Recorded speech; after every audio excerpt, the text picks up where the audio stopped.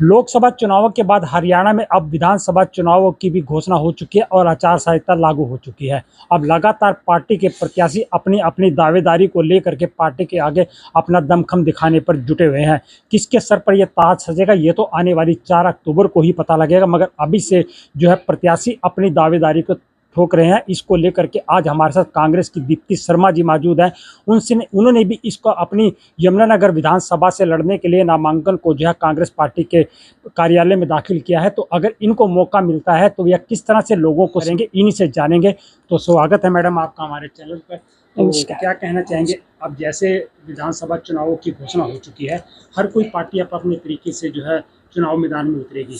आपने भी टिकट की दावेदारी के लिए नामांकन किया है, तो अगर आपको कांग्रेस पार्टी की ओर से मौका मिलता है तो क्या प्राथमिकता आपकी यमुनानगर वासियों के लिए रहेगी? जी देखिए, नामांकन मैंने जो किया है यहाँ से यमुनानगर सीट से, हमारे बड़े कहा करते थे कि ब्राह्मण सीट है, लेकिन ऐसी कोई बात नहीं है। मैं एक ऐसा दावेदार हूँ जो अपनी अहम भूमिका कांग्रेस पार्टी में दे सकती हूँ और कांग्रेस पार्टी की विचारधारा को हर जन जन तक पहुँचा सकती हूँ। जो कांग्रेस की नीतियाँ हैं इस समय यदि आप देखें तो हमारे मैनिफेस्टो में नारी शक्ति, युवा शक्ति, किसानों को लेकर और श्रमिकों को लेकर, गरीबों को लेकर जो भी इनके कांग्रेस की तरफ से किया जाएगा वो बहुत ही लाभदायक रहेगा।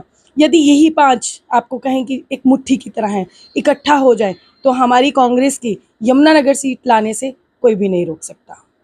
जैसे देखा गया कि अक्सर जो है कांग्रेस पार्टी के ऊपर गुटबाजी के आरोप लगते हैं, मगर लोकसभा चुनाव में सब मिलकर लड़े तो 5 सीटें भी हरियाणा में जीती।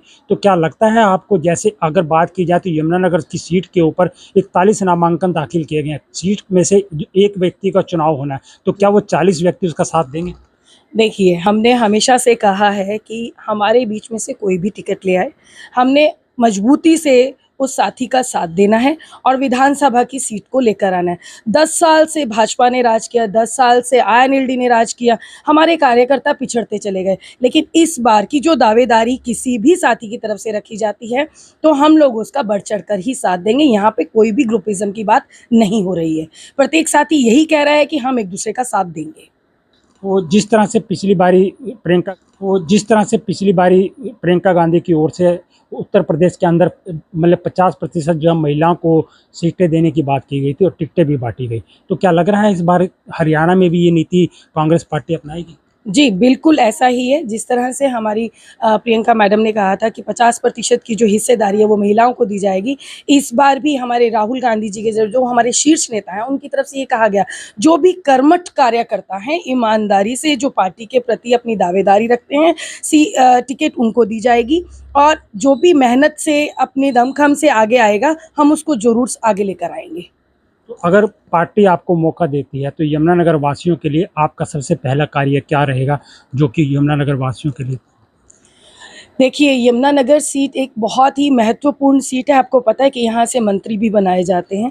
लेकिन अगर हम देखें कि हमारे विपक्ष की जो पार्टी यहाँ से जीत कर गई, उन्होंने आज तक यमुनानगर के जो बेसिक मुद्दे हैं उन पर बात ही नहीं कही। आप देखें कि किस तरह से यमुनानगर और आसपास के इलाकों में नशा कितनी बुरी तरह से फैलता जा रहा है, उस पर अभी तक कोई भी कठोर कदम नहीं चलाया गया है। तो सबसे पहला मेरा कदम जो होगा वो नशाखोरी के खिलाफ रहेगा। परिवारों को राहत देने का कार्य ज़रूर करूँगी। उसके बाद जो नारी शक्ति पर है, महिलाओं के लिए ऐसे कानून पास करवाए जाएंगे कि महिलाएं रात बेरात सुरक्षित अपने घर में पहुंच सकें। युवा शक्ति को हम कहीं ना कहीं कहीं भी उनको इग्नोर नहीं कर सकते। उनकी नौकरियों पर बात करेंगे और जितनी कोशिश होगी नौकरियां दिलवाने का कार्य मैं खुद करूंगी। किसानों की बात करते हैं, किसानों हमारे परिवारों का भरपेट पोषण करते हैं और किसानों को कहीं ना कहीं इग्नोर कर दिया जाता है। किसानों के साथ भी उतनी ही मजबूती से खड़ी होंगी जितना कमेरा वर्ग है उनके साथ भी। और रही गरीबों की बात, मैं हमेशा से उनके लिए काम करती रही, चाहे मैं किसी पद पर रही, चाहे मैं किसी पद पर नहीं रही। उसके बावजूद मैंने यहाँ पर गरीबों के लिए हमेशा बढ़ चढ़ के काम किया है और महिलाओं के सम्मान के लिए भी काम किया है। हमारे चैनल के माध्यम से आप लोगों से कोई अपील करना चाहें? मैं सिटी धड़कन की तरफ से उनके माध्यम से अपनी जनता को ये कहना चाहूँगी कि किसी भी तरीके से भ्रमित ना हो, अपने आप अपने बलबूते पर आंकलन करें, किसको वोट देना है, आप इस बात का ध्यान करें और मजबूत एक साथी, अपने परिवार का साथी बीच में लेकर आएं ताकि वो आपकी संसद तक बात पहुंचा सके। तो ये थी दीप्ति शर्मा जी जो बता रही थी कि अगर इनको कांग्रेस पार्टी की ओर से मौका मिलता है तो वो किस तरह से लोगों के लिए कार्य करेंगी। तो हम यहीं पर आपको छोड़े जाते हैं, आगे फिर मिलेंगे किसी नए उम्मीदवार के साथ और उनका भी वर्जन जानेंगे। तब तक हमें दीजिए इजाज़त। मैं नरेंद्र बख्शी के साथ विनोद धीमान।